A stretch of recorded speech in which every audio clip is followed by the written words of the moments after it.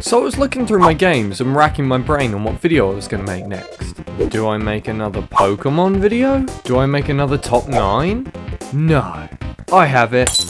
Let's make a review.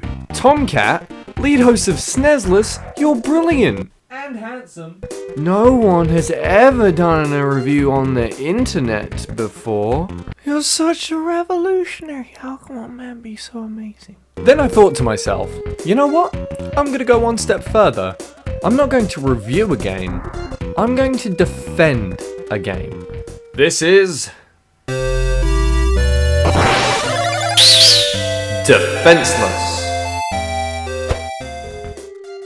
What the fuck is this witchcraft? That's right, I'm gonna defend a game that I really liked and everybody else had a right old dumperoo on. And that's when it clicked. I'm going to defend Fable 3. But Tomcat, I hear you saying, you hated Fable 3. Oh yeah, forget that shit. Well, what game am I going to defend? I said to myself in my head for some reason, and then I saw it.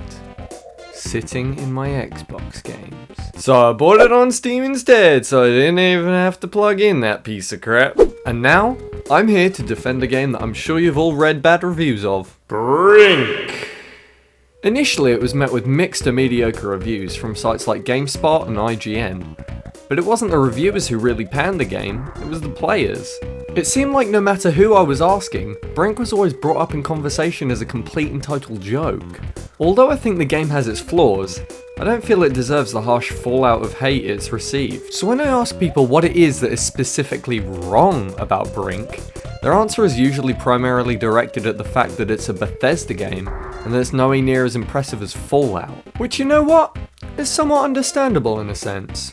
But it's like comparing apples and grapes. They might both be first-person shooters, but those two are completely different games. If you go into BRINK expecting something like Fallout 3, of course you're going to hate the game. That's like me rocking into a game of Tetris expecting something like Dance Dance Revolution. Now, if you go into BRINK expecting something like a tactical online team-based shooter, you might be pleasantly surprised. But again, as I said, BRINK is by no means a perfect game, and just by playing this game again, I can tell you exactly my gripes with BRINK. As I plan to. Right now. So right off the bat, the music was too dang loud, and I couldn't turn it down until I created my character. That's really dumb. There's no title screen per se, but you're greeted by an opening cinematic that for me was ear-puncturingly loud. And there was no menu to turn the dang thing down. But once you get through the slight deafness, you're greeted by some really kick-ass music. This game has a pretty good soundtrack, which complements the gameplay quite a bit in fact. There's a really orchestral yet grungy sound to go with the resistance side of the story, and a very hard-hitting electronic sound to go with the security side, depending on which side you're playing as, which I really quite enjoyed. My next problem was that when I finally got into the options, I wanted to turn on my subtitles. Because for a game like BRINK, when you're constantly following objectives, I want to make sure that I don't miss some important crap. But nope. BRINK was like, man, you don't need subtitles to enjoy me. And I was confused as to why a game was talking to me for a second, and then I realised I hadn't taken my meds in 4 days, so that's probably a factor in all of this. But I digress. Subtitles. I like them, not having them is dumb, having them is also personal preference. Next problem. As much as I was a fan of the stylistics in BRINK, there were some really bad character design issues I had with this game. I mean, some of these guys look straight up like potatoes.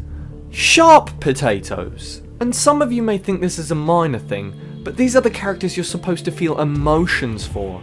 You're supposed to connect with these characters. How can I feel for you when you look like Miss Potato Head swallowed a bag of tacks? I mean thumbtacks, not like taxes you pay.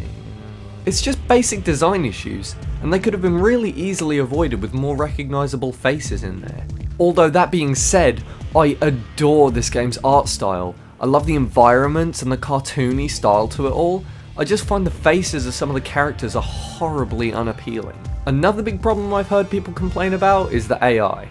And I agree that some of the AI in this game is straight up trash in a bag. That feeling when you're gunning down your opponents when suddenly boom, you're on the ground. No biggie, there's a medic right next to me. He'll heal me, right? Right? And then your medic gets shot in his potato ass face repeatedly, and you're shit out of luck. I know no game's AI is perfect, but some of Brink's AI is downright rubbish.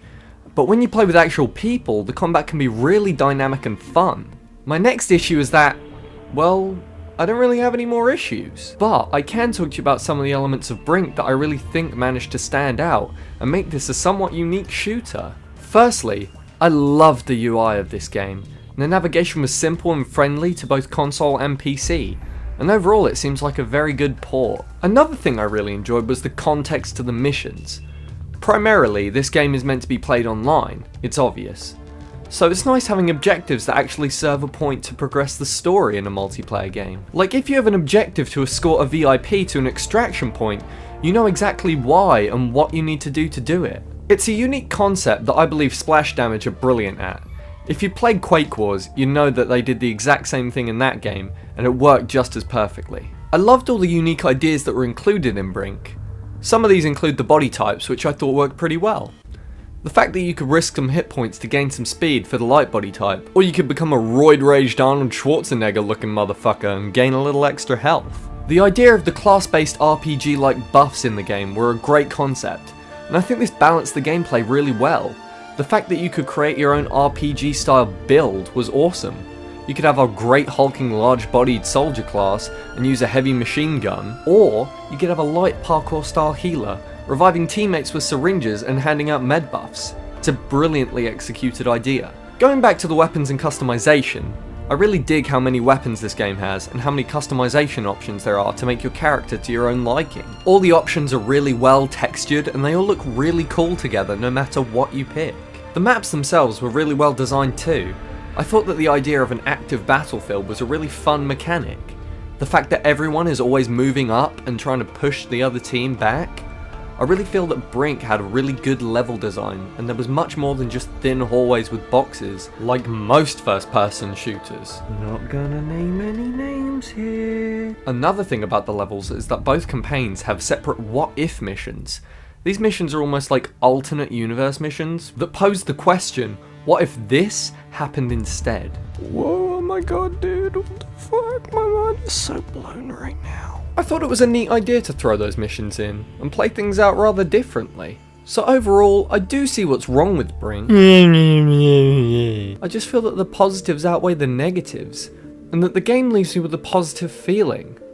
Yeah, I know it could do with a separate single player and that the AI is utter garbage at times. I'm talking about you, Mr. Potato Medic. But I just feel like Brink was more a slightly disappointing game rather than a bad game. We all know what expecting a Fallout-esque game from Bethesda gives us, and we don't want another one of those. So I feel like Brink deserves a break. Get it? Just change a couple letters around? No? Okay. Well, this has been my new series that I'm calling DEFENSEless.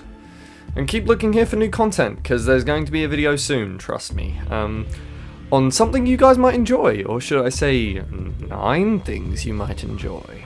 Thanks for watching.